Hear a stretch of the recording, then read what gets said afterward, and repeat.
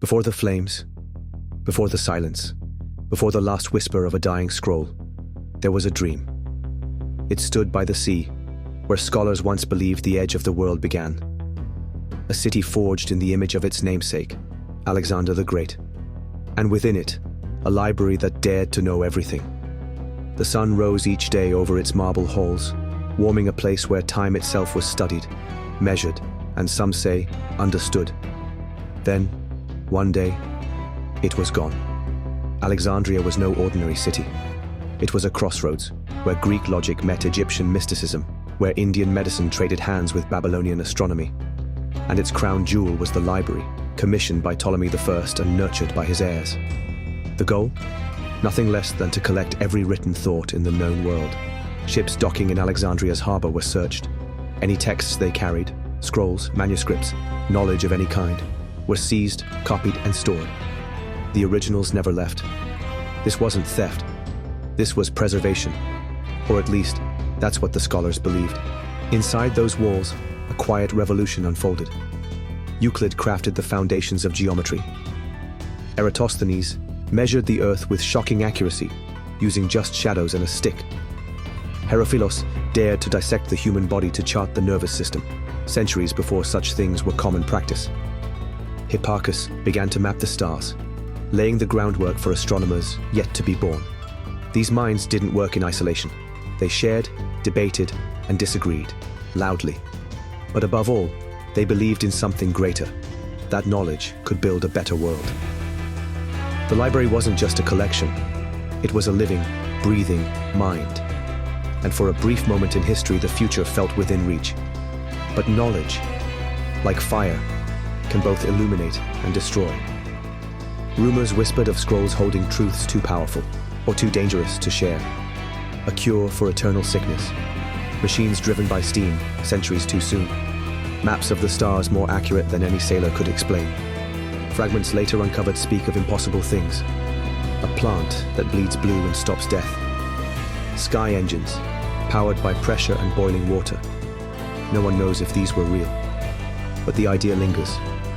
What if humanity once held answers to its greatest questions and simply forgot? The first flames may have come in 48 BCE. Julius Caesar, caught in Alexandria's political turmoil, ordered his ships burned in the harbor. The fire spread. Some say it reached the scroll warehouses.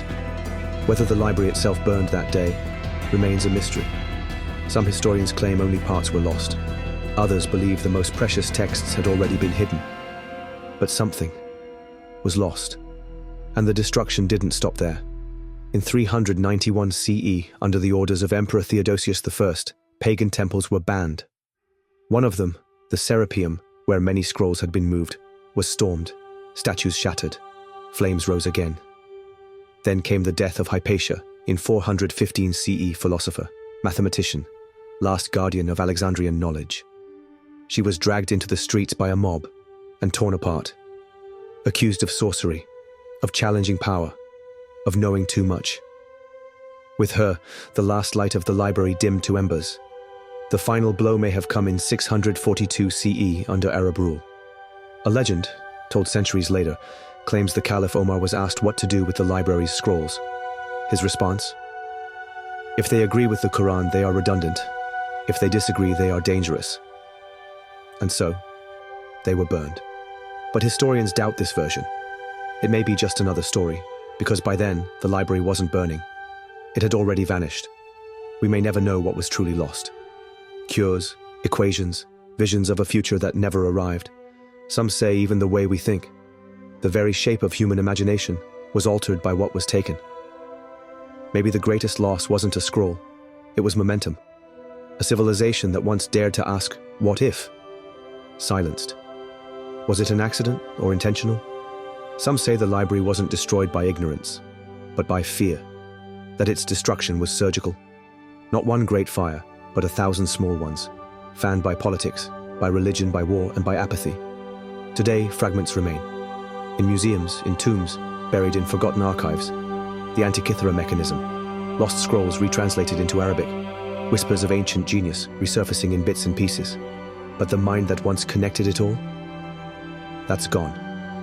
Alexandria reminds us, knowledge is fragile, not because we don't know how to preserve it, but because we don't always want to, because power fears curiosity, because change is uncomfortable, because it's easier to burn a scroll than to face the world it describes. The Antikythera mechanism, an ancient technological marvel. Discovered in a shipwreck off the Greek island of Antikythera, this intricate device dates back 2,200 years to around 100 BCE. Comprising a complex system of gears, it functioned as an early analog computer, capable of predicting astronomical positions and eclipses. While not directly linked to the library, its existence suggests that advanced technological knowledge was present during the era, possibly preserved or studied within such centers of learning. The Oxyrhynchus papyri, a treasure trove of ancient texts. In the late 19th and early 20th centuries, archaeologists unearthed a vast collection of papyrus manuscripts in Oxyrhynchus, Egypt. These documents, dating from the 1st to the 6th centuries CE, include a wide array of literary and religious texts. Their discovery provides insight into the breadth of knowledge that may have been housed in ancient libraries like Alexandria's. The Serapeum, the library's possible sister institution. The Serapeum of Alexandria, a temple dedicated to the Greco-Egyptian deity Serapis, is believed to have housed a significant collection of texts, possibly serving as an extension of the main library. Its destruction in 391 CE marked another tragic loss of ancient knowledge. The Pinakes, the ancient world's first library catalogue. Compiled by Callimachus, a scholar at the Library of Alexandria, the Pinakes was an extensive catalogue of authors and their works. Though the original has been lost, references to it highlight the library's role in organizing and preserving knowledge systematically. The legacy of lost knowledge. While much of the library's content has been lost to history, its influence endures. The very idea of a universal repository of knowledge has inspired countless subsequent institutions, emphasizing the enduring human quest to gather, preserve, and share information. Theories of destruction, fire, faith, and forgetting. The destruction of the Library of Alexandria is one of the most hotly debated mysteries of antiquity. Many believe it wasn't obliterated in one catastrophic blaze, but rather erased through centuries of conflict, dogma, and neglect. Let's delve into the most enduring theories. The fire of Julius Caesar, 48 BCE. One of the earliest and most cited theories blames Julius Caesar. During his civil war with Pompey, Caesar found himself besieged in Alexandria. To repel enemy ships, he ordered the harbor set ablaze.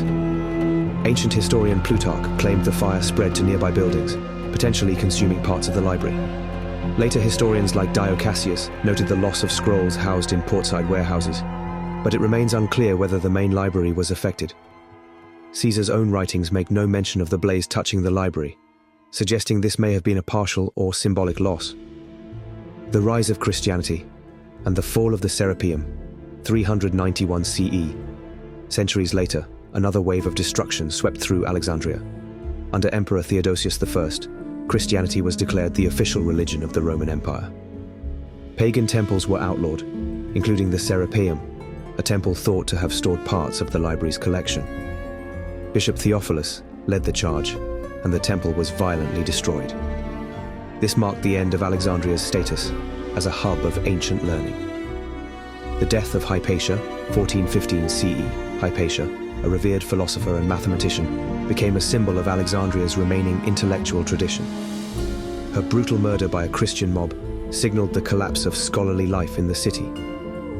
With her death, many believed the torch of Alexandrian knowledge was finally extinguished. The Arab conquest and the legend of Caliph Omar, 642 CE. A final theory centers around the Muslim conquest of Alexandria. Some later sources claim that Caliph Omar ordered the library's destruction, allegedly stating, "If the books agree with the Quran, they are redundant. If they disagree, they are dangerous." However, this tale originates from 12th century writings and lacks support from contemporary Muslim sources. Most modern scholars view it as apocryphal.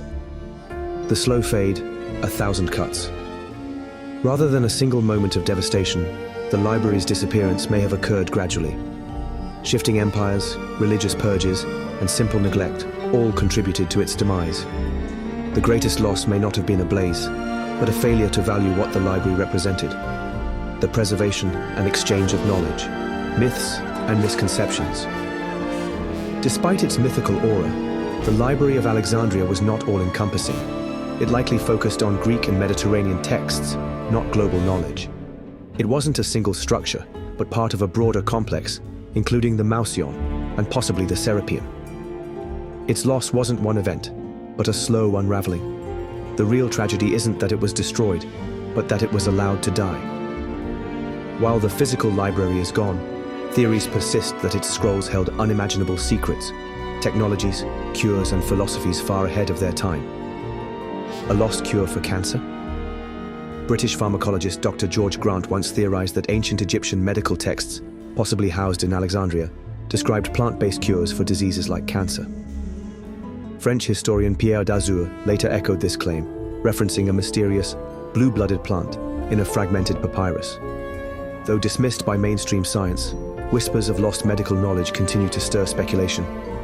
Advanced technologies? The discovery of the Antikythera mechanism, an ancient Greek analog computer, suggests the ancients understood complex machinery. Greek engineer Theodoros Markos claimed the library may have held blueprints for steam-powered tools, early engines, and mechanical devices. One fringe theorist known only as the Archivist went further, alleging the existence of nuclear blueprints and energy weapons hidden in its vaults, knowledge that was too dangerous to survive. The Philosopher's Stone, a path to immortality?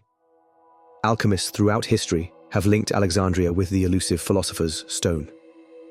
Paracelsus and German historian Victor Rausch both suggested that early research into immortality was conducted by Egyptian scholars and preserved in the library. Some believe secret societies buried this knowledge, fearing it would upend human society. Deliberate erasure?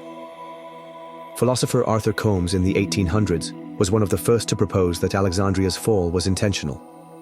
Later, a theorist named the Watcher argued that Christian authorities systematically erased the library's archives to suppress polytheistic, scientific, or controversial writings. If true, what were they trying to hide? Ancient prophecies? Technologies too advanced for their age? Ideas that threatened the ruling class? The questions linger. The Library of Alexandria was more than a building. It was a symbol, a dream, a place where the knowledge of the world was gathered under one roof, in defiance of chaos, ignorance, and the relentless passage of time.